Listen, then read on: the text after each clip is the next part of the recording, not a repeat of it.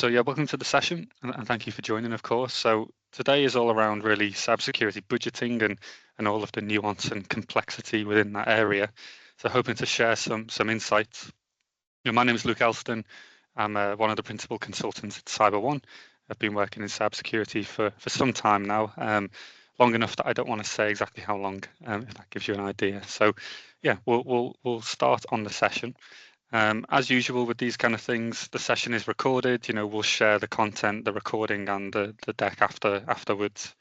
If there is any questions, just drop them in the chat, and we'll get to them. There should be time at the end for a bit of Q&A. If not, we can catch up outside of the session as well. So just to do a very brief about us, really. So I won't highlight everything on the slide, but some of the key ones to call out is that, we've been a cybersecurity business for 18 years now. It's a fairly lengthy amount of time. And within that time, we've served plenty of different customers from all different sectors. We've got a lot of relevant accreditations. Some of them that are quite key to call out would be things like CREST. The CREST SOC award in particular is fairly rare in the UK. We've also got some NCSC accreditations, which again are fairly rare. And that just highlights the capability of what we provide as a service provider, really. Now, I'm not going to do that to death. Some of you I do recognise as well. So you're well aware of who we are and what we do, but we can cover more of that later. So straight into the session, really, and the opening gambit here, or one of the things that I want to raise is that as well as the cybersecurity industry itself being highly active, continually evolving, the surrounding regulations in that area are the same, unfortunately, or, if we're being honest, it can be a challenge. So you've got all kinds of ongoing evolution. So particularly in the UK, we have to consider post-Brexit, although Brexit itself was some time ago, the implications of that are obviously still playing out, and that comes into play both in terms of regulations and the type of cyber challenges that we may face, and we'll be highlighting some of those as we continue. One of the key ones is that because we're no longer in the EU, we technically aren't required to adhere to EU regulations directly, but of course, a lot of our customer base may be from European countries, and the UK itself needs to emulate what the larger economic groups in the world do.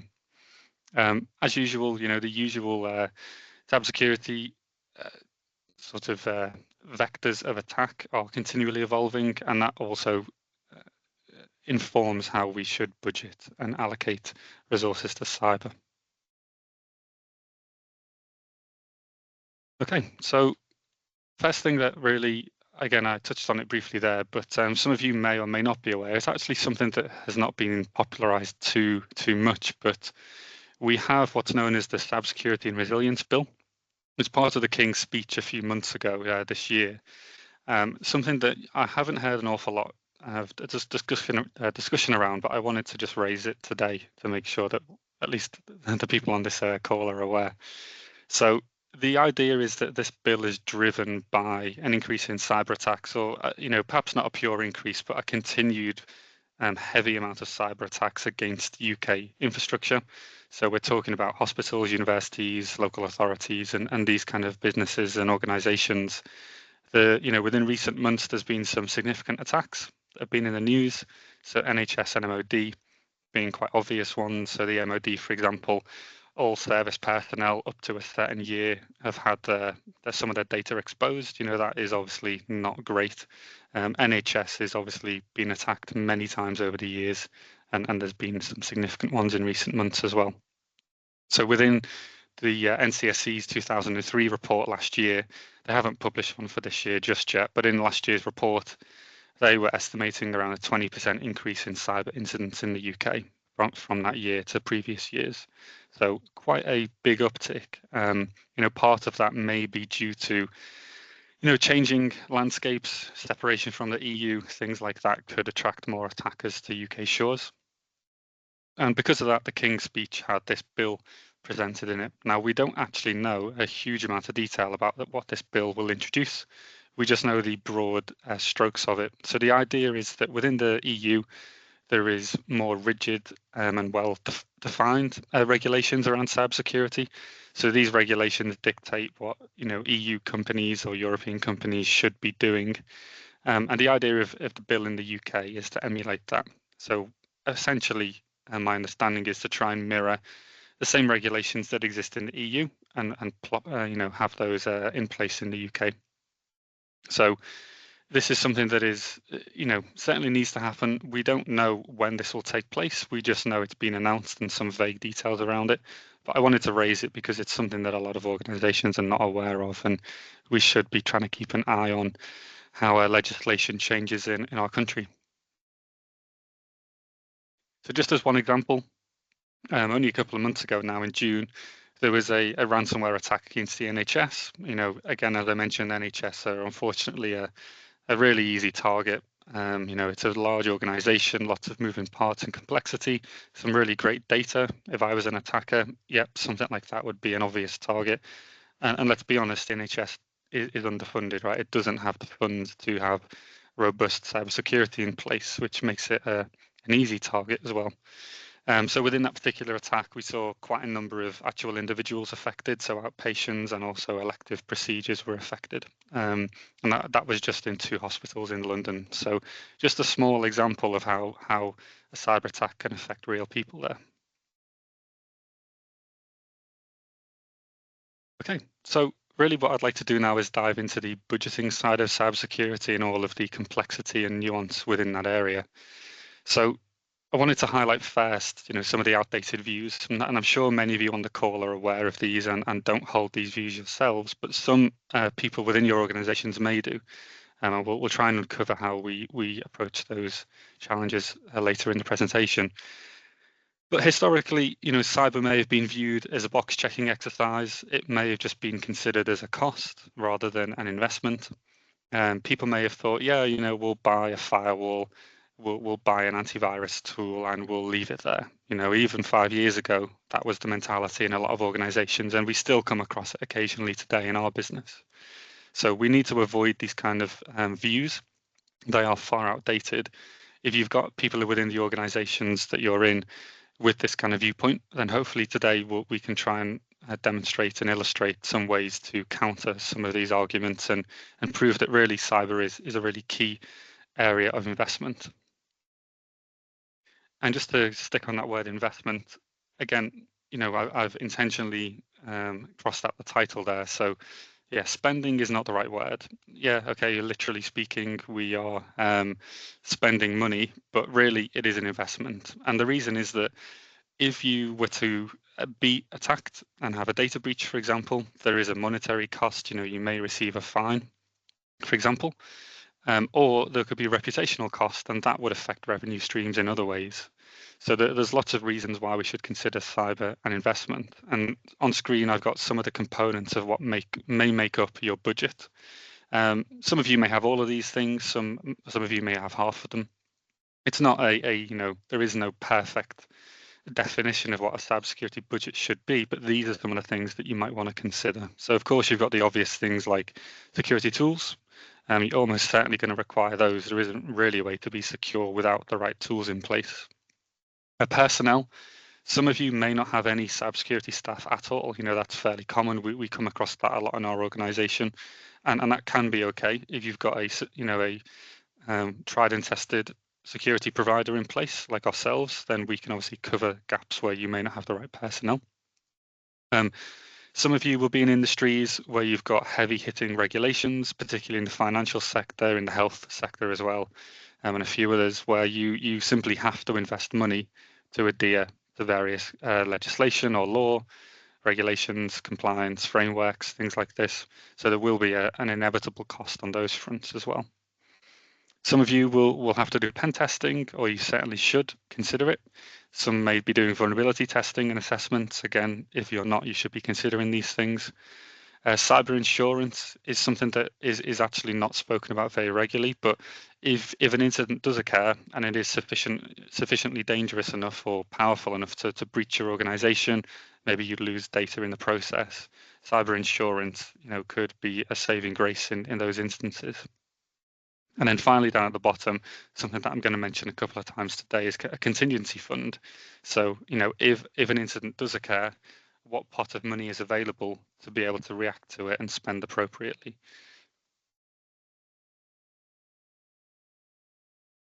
Okay, so some common pitfalls: overspending on low risk areas, sometimes without a clear plan on how we should budget and how we should invest.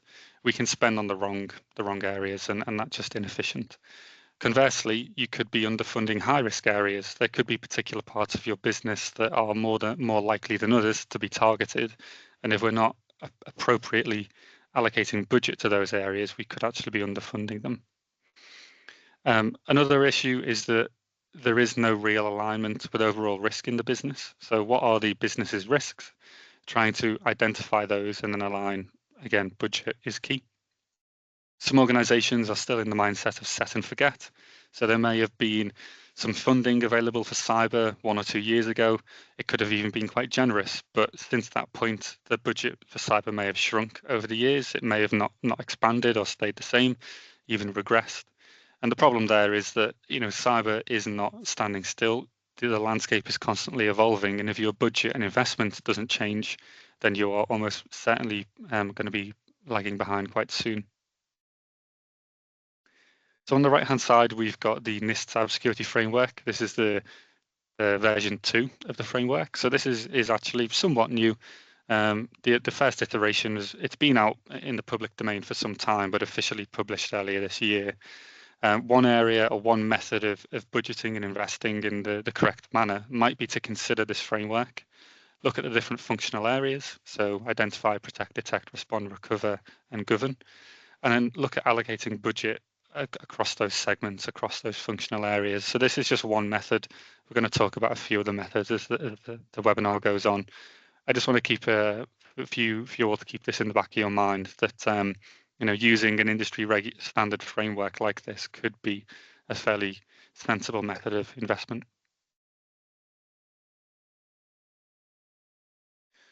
Okay, so what are some of the steps that we need to take to actually build out an intelligent cyber budget? We know that we should understand that we need to invest in cyber, but what materially do we need to do? So the next couple of slides, I'm going to outline what my view is, what I think should be done in order to correctly define a budget.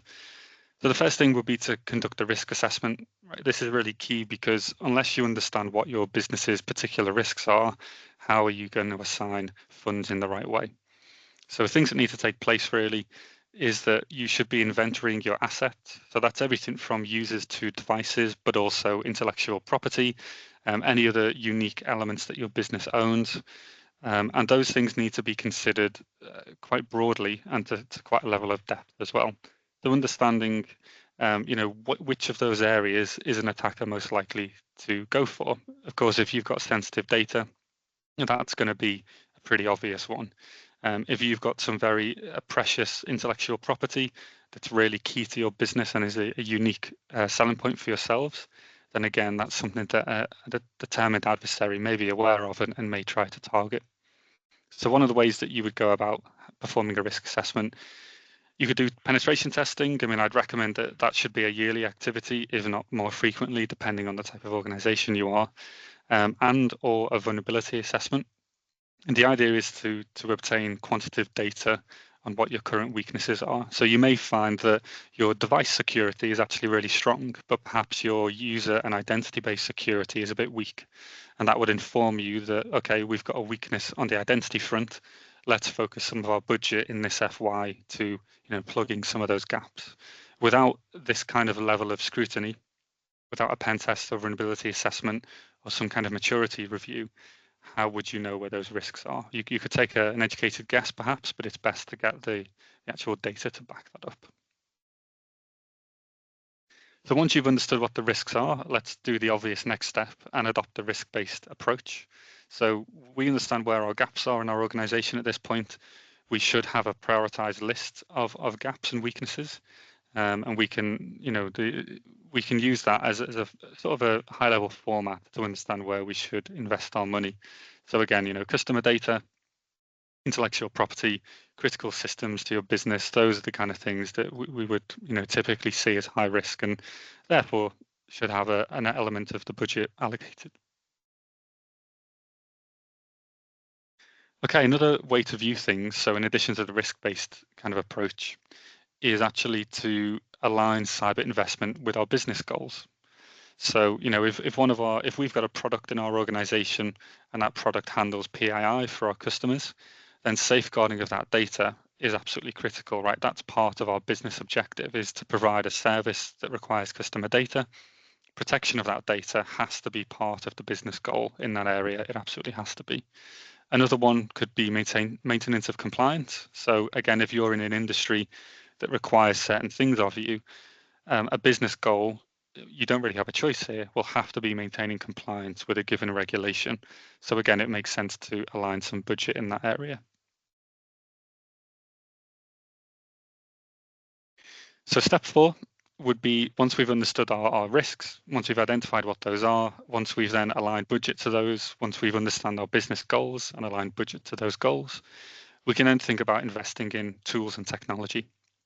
So you've now got, hopefully, a good understanding of what your threat landscape may be, and you can start to align tools to mitigate against any threat. So typically we would look to achieve a defense in depth approach. And the idea here is that we don't just invest in one tool, we have a layer of different security tools in place, and together with that layered approach, they provide this defense in depth. The principle being that if the attacker is able to circumvent one particular tool, there should be another defense, another barrier in place to prevent them going further. The idea is really you need to affect the attacker's return on investment, make it difficult for them to compromise you, and defense in depth is one of the ways to do that. And again, I've mentioned the cybersecurity framework again from NIST there. So one way to think about tool investment, maybe to align it to the function areas of NIST. Okay, so compliance and regulations and all this kind of area, right, it could in some cases be law as well in certain countries. So allocating funds to these is absolutely key. I mentioned at the start of the session around the Cybersecurity and Resilience Bill. Once that is published and we know the full details of that bill, that may require UK organisations to do particular things. Of course, we don't quite know at this point. The bill is still early days. But once it's announced, this could be a new piece of legislation or regulation, a new framework that we have to adhere to. So being able to prioritize these items where appropriate and allocating budget, again, really important. Okay, so investing in people. So this is to be honest, quite a difficult one. It really can depend on the size of your organization, because ultimately investing in people, so this is hiring and training of cybersecurity professionals, can be fairly costly. Even one individual can cost a fairly large amount of money. So having a team of well-trained cyber professionals can be a really significant investment. So if it's not feasible to invest in cybersecurity personnel within the business, you can look at using a managed security service provider externally. Another approach would actually be to make sure that all employees, regardless of what their sort of technology background is, receive training and awareness in the cybersecurity space. So this could be phishing training, for example, making sure that all employees within the business, no matter how senior or junior, have sufficient training so that they can identify a phishing email. We know that phishing is unfortunately, very successful attack vector. The statistics around it are really, not great. Ultimately, all it takes is one person in the business to fall for a phishing attack, and the organization could be compromised from that point forward. So we really need to be looking at making sure everybody is well aware of that particular threat. And it's not just phishing, there's other things that could involve training and awareness as well. On the process side, it might be that you define security policies. So this could include everything from BYOD. Will you allow people to bring their own device to the office or to work from home with it? Will you allow USBs and removable media to be plugged in and into devices? Will you allow people to use their own mobile phones, for example, to connect to their work emails or connect to work data? All of these things can be defined in a security policy, and that should be something that the whole business is aware of, and that can help, apply some guardrails, let's say, to your cyber approach. Getting into more complexity, you could look at incident response plans. Again, this is an area that is quite complex, and it may be that you'd bring in external help to help draft up a full incident response process. But that could be something else that's worth investing in as well. Okay, so number 7. So leverage cost-effective solutions. So something that I've touched on briefly is actually the idea of outsourcing ultimately. So where it may be difficult or really just not financially feasible to hire security personnel internally to perform some kind of SOC function, that may be where you turn to a managed security service provider who can provide that at scale. They've got the benefit of scale, just like we do at CyberOne, something that would be difficult to achieve internally, but would actually be a cheaper and more cost-effective investment to bring in a third party to do that for you. Another angle would be actually to consider best of suite. Now, this is a terminology that I love to use, and I'll cover this in more detail a bit later. But the idea of a best of suite security vendor is that it's a security vendor that does lots of different things. You can invest in their suite of technology, and that will cover your bases in many different areas. I've got some examples later on that we'll go through in that area. Okay, the next one is tricky. And again, I've got a dedicated part of today's webinar on communication to leadership. Ultimately, you need to help the business and leadership understand that cybersecurity is an investment.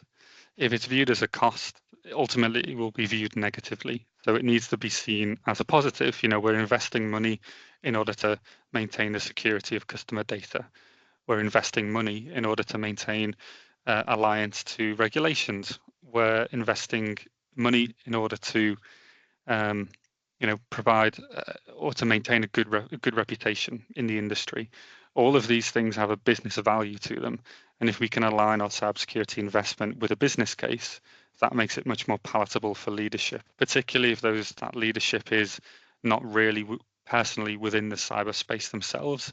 It can be difficult to drive that business case forward, but ultimately this is what we need to do. Number 9 then. So regularly review and adjust the budget. I touched on earlier that it's really not good enough to just invest now and then kind of forget about it, because the cybersecurity landscape is continually evolving. There is emerging threats appearing all the time.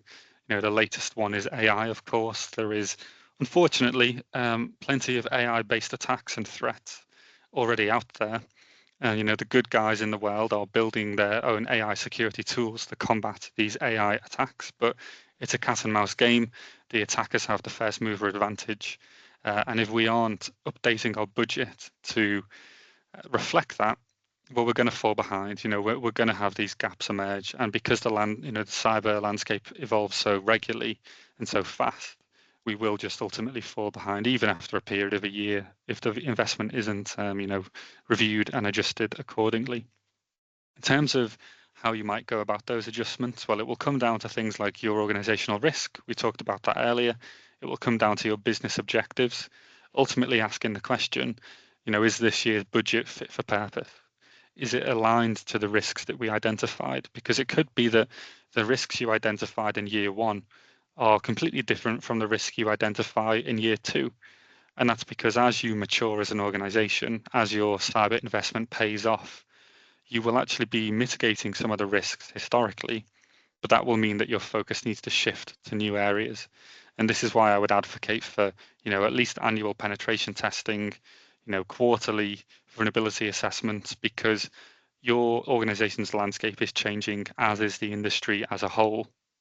And if you're not keeping pace with it, you will ultimately fall behind, as I've mentioned. So we need to make sure that this is not something that we forget about. Beyond that, you will of course have lessons learned. So it may be that in year 1, despite your investment, there was still a cyber incident. Now, it doesn't mean that you were compromised, but it could be that an attacker targeted your organization directly. If those investments weren't there, maybe it would be a different story. But in this example, we'll say, we were attacked by a determined adversary, and we managed to hold them off and stop the worst from happening. Now, you've got lessons learned from that experience. You can understand how that attacker managed to gain the initial access into your organization. And that might be an area of high risk now, and we can start to invest in that area in particular. So these are some of the things that you need to think about. And again, really important that all of the lessons from today are regularly considered, not just a one and done exercise. Okay, and then number 10, finally, from this kind of list of 10 suggestions on your cyber budget, is plan for unforeseen costs. Now, bit of a tricky area because if it's unforeseen, the question might become how much budget do we allocate? There is no magic bullet answer for that, unfortunately. But the idea behind this recommendation is that there should be some kind of contingency fund, basically a break glass pot of money. The idea being that if your organization is the victim of a serious cyber attack, or maybe there's a new emerging threat in your industry that requires you to immediately invest and protect against, this budget is there for those occurrences. We can't say how large that budget should be. It's very variable. It will depend on your organization, but a percentage of your yearly investment in cyber should be in this contingency fund, a just in case fund.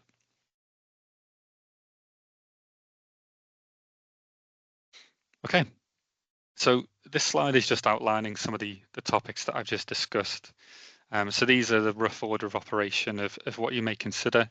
Now, this is just my recommendation, right? This is what I've observed from my career in cyber and how I've seen other organizations approach budgeting in a proactive and sensible manner.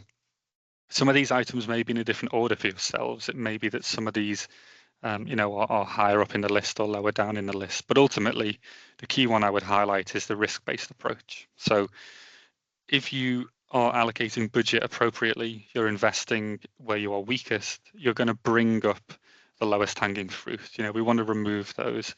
What we don't want is to heavily invest in endpoint security. And if we go back to our example before, to have our identity security really poor. Let's imagine a scenario. We've got all the bells and whistles protecting our devices, but we don't even have MFA enabled on our user account. Well, as an attacker, once I start to perform reconnaissance against your organization, start to understand the type of business you are, may even try and launch a soft attack to breach your perimeter. If I learn that your endpoint security is really strong, but your identity security is really weak, guess what I'm going to target? Pretty obvious, right? So we need to make sure that we don't have any large gaps and that everything is as secure. We bring up the baseline as best as we can. So again, risk-based approach is a key way to think about that. Okay, so next I just want to talk around some general strategies for cybersecurity. So this some of these are just good cybersecurity practices in general, but all of them will have an impact on the way that you budget and invest in cyber. So the first one that I'll call out is using built-in security features. So some obvious examples here. If you've got Windows devices, so Windows 10 or 11 laptops, for example, then they will have Microsoft Defender for Endpoint built into them, right? It's already part of the operating system. It's already on the device. Investing in that particular suite of technologies seems like an obvious choice because most of the value is already there. You just need to unlock it through purchasing the correct licenses. It makes it easier to deploy, makes it easier to manage. All of these things can have a real payoff because rather than bolting on security, bringing in a third party, a vendor, and bolting it on top of the operating system, let's use what the operating system already has. That seems efficient to me. It's a good investment. You have everything you need at your fingertips. Let's just acquire the correct licensing and we're good to go, really. The same can be true for AWS. If you're a heavy user of Amazon's cloud, AWS, then using something like AWS Security Hub as your cloud security posture management tool seems like a no-brainer, right? You're using this technology native to the platform that you've invested in. So whether you've got Windows endpoints or cloud workloads in AWS, using the native tools in those areas seems like a fairly obvious quick win, an easy way to gain investment. So again, a couple of examples there. Of course, there's many others, right? You could have different types of operating systems, different software within the business, but thinking around what are the native, highly interoperable security tools, that might be an area that you want to focus some of your strategy in. Okay, so Low-hanging fruit, right? So quick wins. This is the key one. I can see in the poll actually that's just been published that quick wins is coming out on top. So this is an obvious one that the attendees on this call seem to think is important, and I would agree. Quick wins is really going to make a drastic difference to your organization, right? I've put some examples of some quick wins on screen, but of course there's many others. So MFA being an obvious one. In the modern security world, we should have all of our users requiring MFA prompts upon first authentication. And if they're an administrator or they require elevation into some software, we should even consider MFAing them a second time. So doing the basics correctly, the basics are often the quick wins, right? They're the low-hanging fruit. So doing those as a priority is a way that I would say to rapidly reduce risk. This is a phrase I like to use. How can we identify our risk, but then rapidly reduce it? Well, targeting the quick wins seems like the obvious approach there. Okay, next strategy. So automation, touching on something we've covered a couple of times today. So endpoint security. I mentioned Microsoft Defender for Endpoint before, for example. That product, as well as many other leaders in the EDR sort of space, have automation built in. And the idea is that your IT team is not online every hour of every day, but the technology is always running, right? It's always on. It's always looking for the latest threat. It's always looking for new telemetry that may indicate something is not behaving appropriately on your devices. That technology is always on, right? It's key. That automation is key. Ultimately, what these tools will do is provide the ability to automate both detection, which you would expect, investigation, and response actions. So it could be that a piece of ransomware ends up on one of your devices. Well, a good EDR tool will detect the ransomware. It will then investigate whether that ransomware is in place on one machine or any other machines in the organization. And then it will be able to take a response action to quarantine that ransomware and stop the spread further. If that ransomware has already taken hold and has compromised multiple devices, the EDR tool may actually be able to isolate those devices from your network so that, again, the spread of ransomware is contained and mitigated. So this automation is going to save your IT personnel time. It's going to do some of the heavy lifting for you. It can be covering endpoint security, identity security, email security, cloud app security. There isn't really any limitation on automation in modern security tools. So investing in something that has this ability, again, seems like a sensible strategy to me. Okay, so outsourcing, I just touched on this earlier. Again, the opportunity cost really is significant here. So what you will need to consider is what is the cost of hiring staff internally to do the same work that a managed security service provider could do. What you will find is that to perform the same level of functionality in-house is going to cost you many times the investment to a service provider. And that could be across areas such as incident response or vulnerability management. It could be penetration testing, could be around threat hunting. It could be around an MDR, a full managed detection and response SOC, and many other areas. Principally, if it's a cost-effective investment to bring in an external provider to do these things, that is efficient on your budget and allows your budget to go further while still achieving the goals that you've set out. So this is an area that I would highly recommend that you consider. And I'm not just saying that because we are a managed security service provider, but because there is genuine efficiency there in your budget, and you'll get more for your money by looking to someone like ourselves. Okay, so this one also scored really highly on our little poll in the chat. So establishing a security-aware working culture. So very, very key. Some of the things that you want to do here are training and awareness. Now, one way that can achieve this is investing in a product like KnowBe4, which can do phishing, training and awareness, and a few other things. What some organizations might do is actually look to gamify the process. So regularly within CyberOne, we do phishing tests internally. We simulate attacks against our own organization, and What I would encourage is that you to do the same kind of thing within your businesses. And when a user accurately reports something as phishing, and they kind of beat the simulation, they've shown that they understand and have identified a phishing email, give them praise, call them out. Maybe if you run these as a quarterly exercise, those users within the business that successfully identify phishing emails can have a little call out in a quarterly meeting, or a newsletter or something like that. You can gamify the process and encourage the right behavior by giving people just little awards and recognitions of this kind of stuff. We have to remember that although the folks on this call, we all have a leaning towards cyber. I think that's fair to say. Within our businesses, there'll be people who are not proficient in technology. They don't really understand cyber. If we can, provide them with the right training and then provide them with some gratitude afterwards, then it seems like a good way to foster the right culture. Another really key element that are very, very important in my view is that security culture has to come from the top down as well as the bottom up. So senior leaders in the business have to be seen to be championing security. So we don't want any naysayers. We don't want the old school way of thinking, oh, security is just a cost, it's just box ticking exercise. We need to get rid of that mindset if it is there already. We instead need to foster, a proactive security culture where the leaders in the business, whether they're IT or cyber or some other area, doesn't really matter. They need to be driving the right message.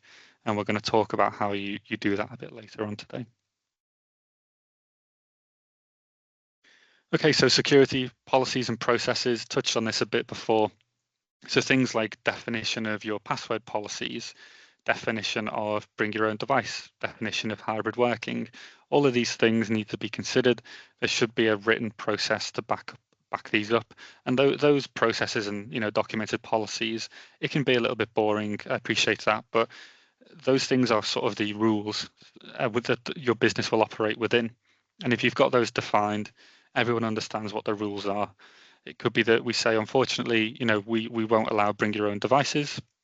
If that's your organization's security policy, everyone will adhere to that and will understand that. Okay. Even if they don't agree to it, we need to define some rules and boundaries, and having those officially documented is a good way to do it.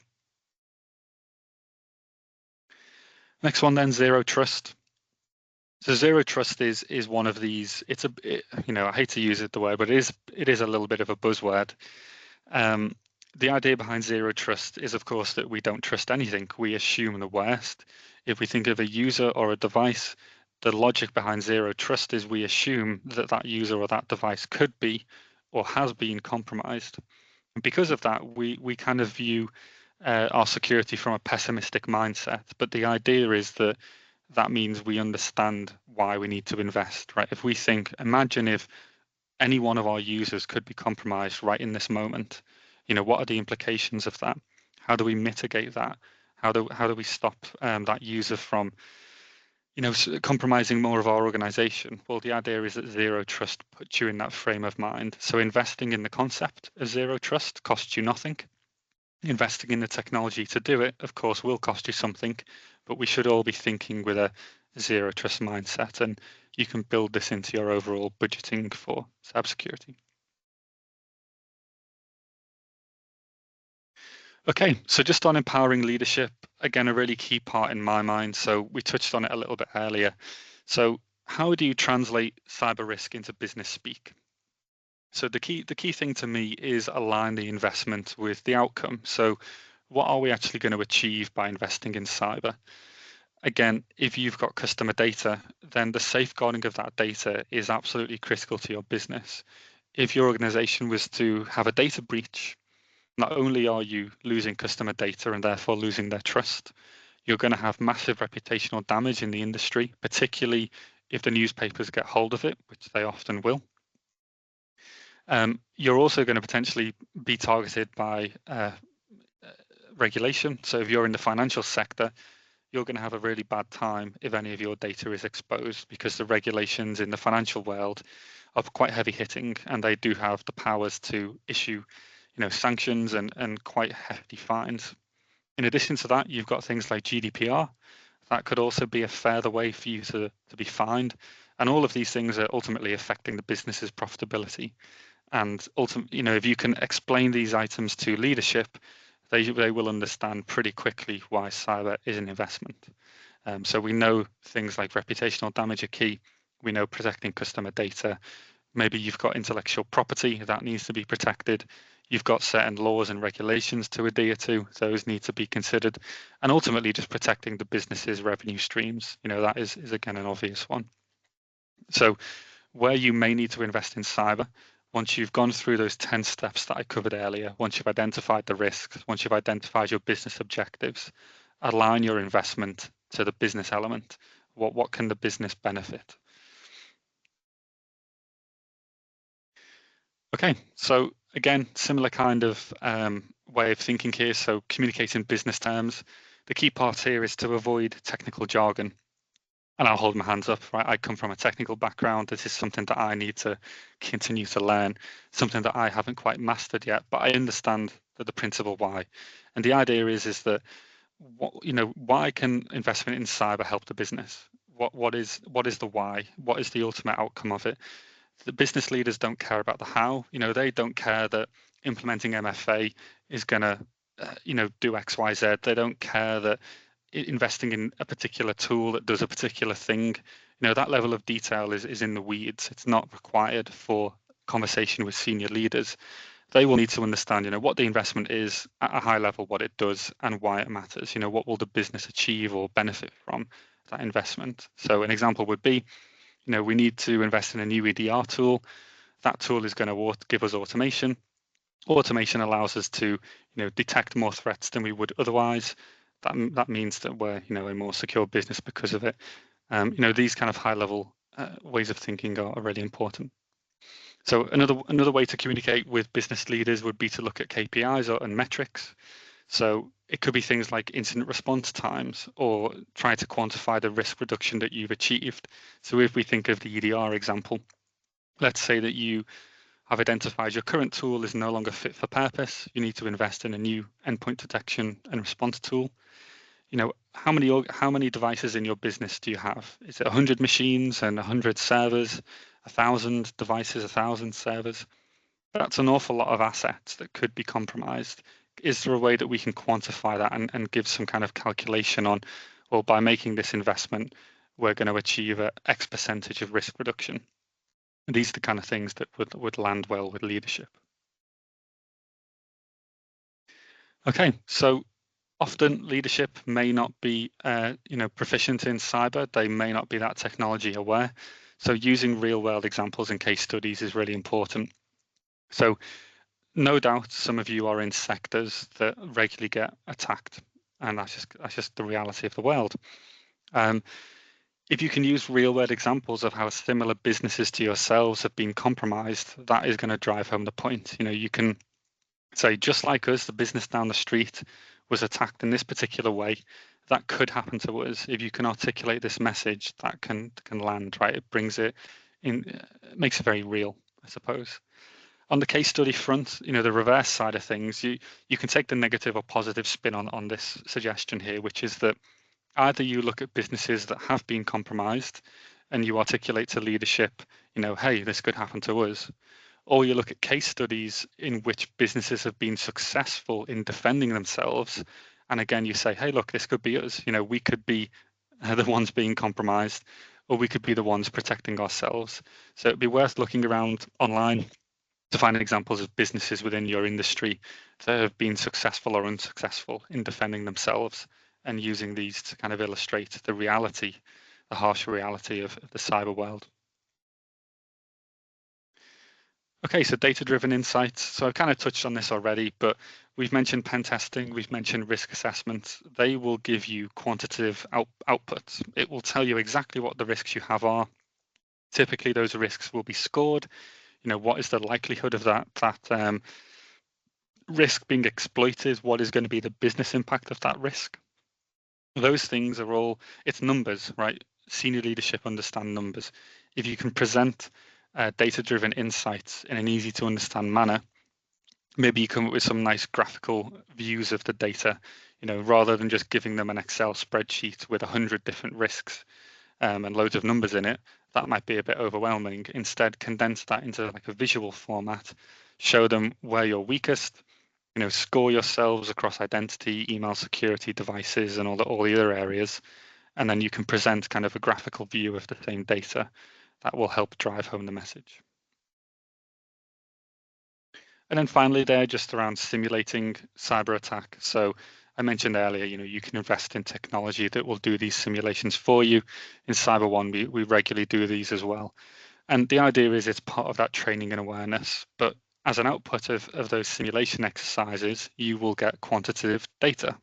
You will be able to see, okay, we simulated a cyber attack against 100 employees and 12 employees fell for the attack.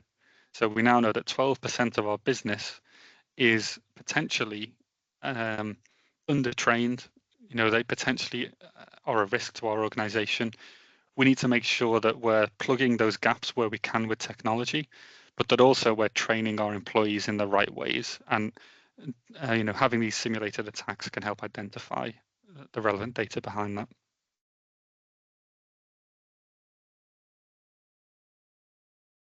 Okay. So I just wanted to touch on some of the high level points around outsourcing again. So this is kind of, it's not really a pro and con, but just sort of the general comparison that you should consider. So if you're considering outsourcing any of your cybersecurity, well, any of it really, whether it's pen testing, vulnerability management, managed detection and response services, any of these kind of things, the upfront cost and also the long-term cost of outsourcing is going to be cheaper than the equivalent in-house. The example that I like to use is if you wanted to develop a 24/7 SOC within your business, you're going to need to employ enough people to cover a 24-hour period, 7 days a week. That we're looking at 10 people easily to provide that level of coverage. If you think of what investing in 10 cybersecurity professionals looks like, that is, several £100,000 easily in a very short space of time. Now, the upfront cost of hiring those people is not cheap, and then the long-term cost of keeping them employed is certainly not cheap. Those people will require training, they'll be looking for career advancement, and all of that costs money. To have the same thing provided by an outsourced security provider is going to be several X times cheaper, both on the upfront cost and the long-term investment as well. Again, if you outsource, because you're outsourcing to an organization who's been in the industry for a long period of time, they have their own cybersecurity experts who have seen and worked with real-world examples. They've worked with organizations across all industries, including the sector that you will be personally belong to. You've got access to decades of experience through a single vendor, through a single service provider, and there's a real value to that, sometimes intangible, but that level of expertise, again, to bring that in-house would be very, very difficult, if not really feasible.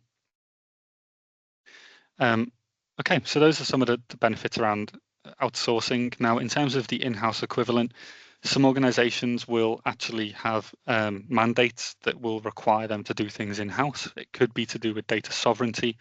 We don't typically see data sovereignty as a challenge in the UK, but certainly in countries like Germany and France, data sovereignty can be quite an important element for those organizations. And in those cases, they may not have the ability to outsource certain security services, in which case an in-house approach might be best for that type of example. So again, not really a list of pros and cons, just some of the thinking that might go into making a decision of outsourcing or insourcing your cybersecurity.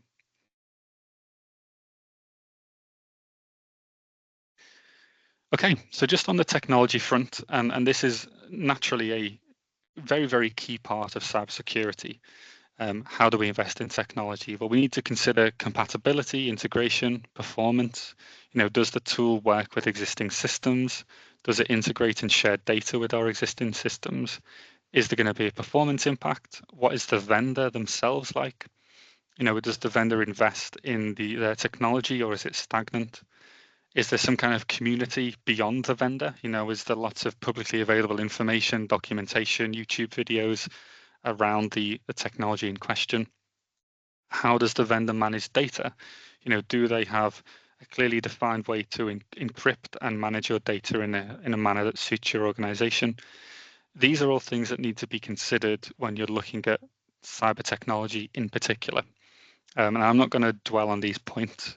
I'll move forward, but it's to say that it can be complicated. So how do you actually identify the correct technology strategy for your business? Well, one of the ways to do it, and I'm going to use EDR tooling as an example here because I just think it's something that we can all understand, is that you would often ask the question, best of breed or best of suite, or at least I would. This is something that I think is a good way to approach investing in any security tool.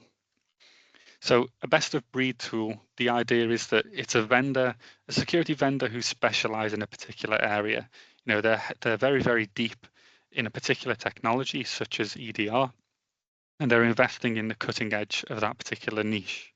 It may be that their technology does some specialist things that most other vendors cannot do, and it means that that organization, that security vendor invests heavily in these niche, unique sort of selling points.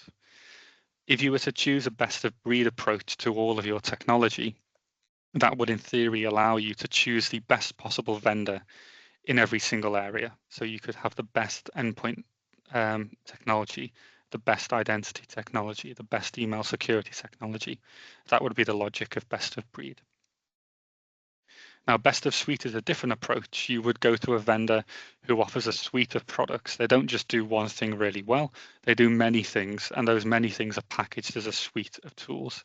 So instead of individually going to 3 different vendors to get your 3 different security tools, you go to one vendor and they give you all of it.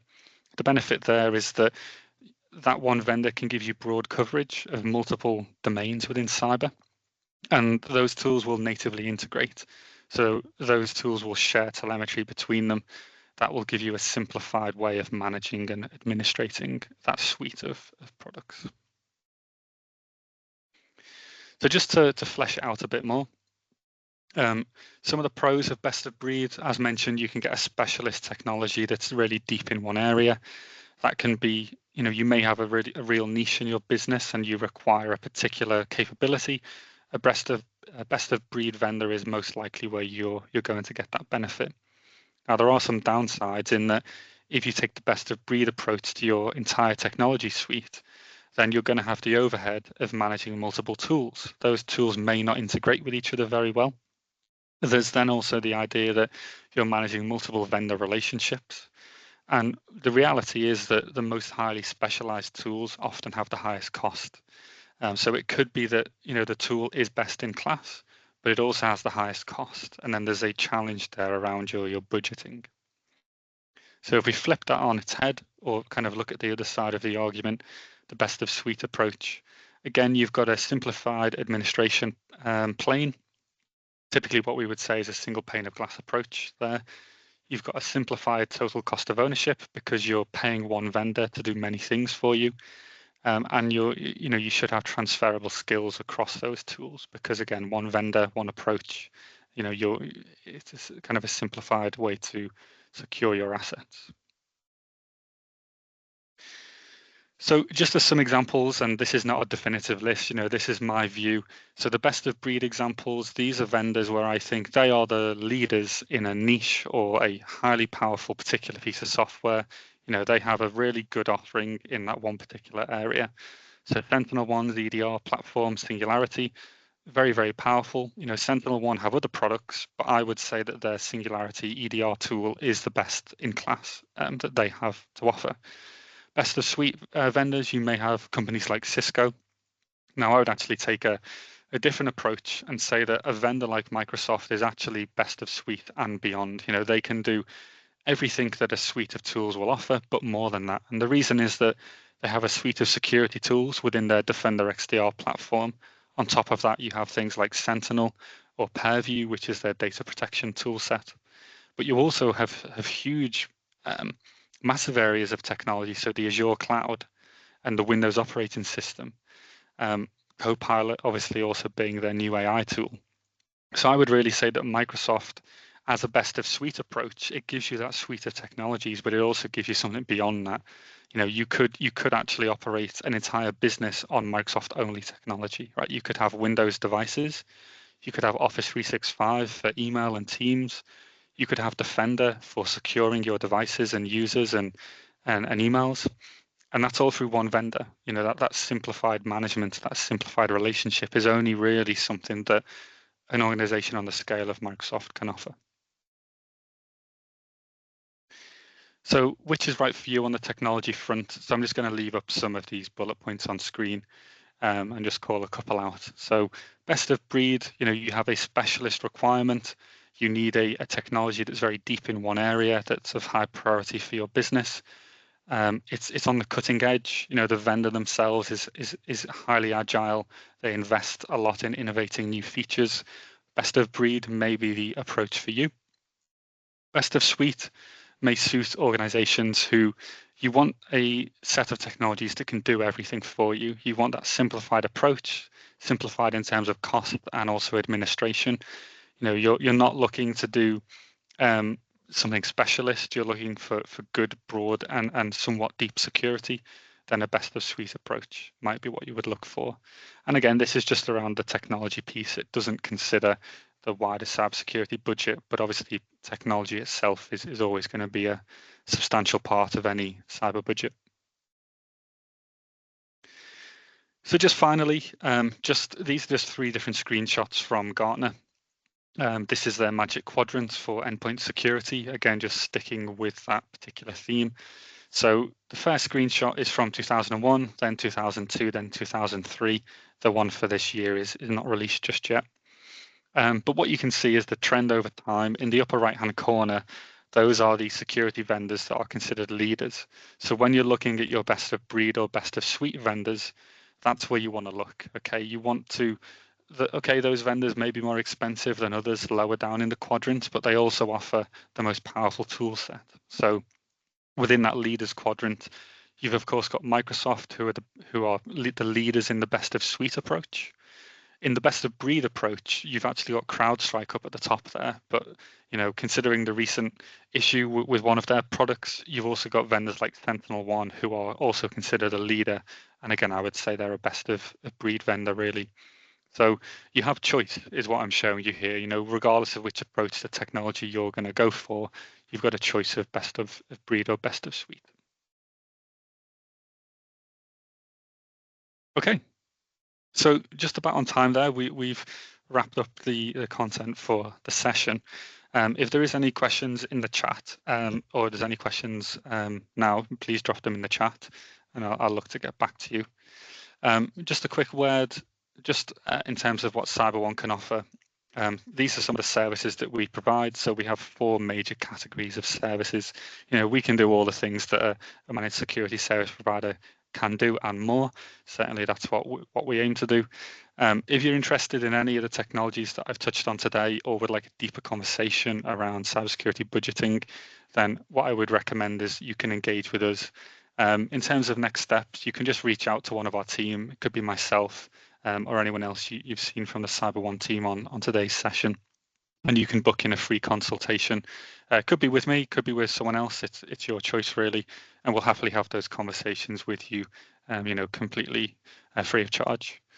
And the final thing is just on upcoming events. So we've got 2 events upcoming for next month. So one of them is a webinar just like this one around your cyber hygiene. It's focused on reducing risk. So some of the themes in today's session will be continued in that webinar, and we'll be looking specifically around risk and security hygiene. Then later on in the month, at the very end of October, we've got an in-person event in the Shard.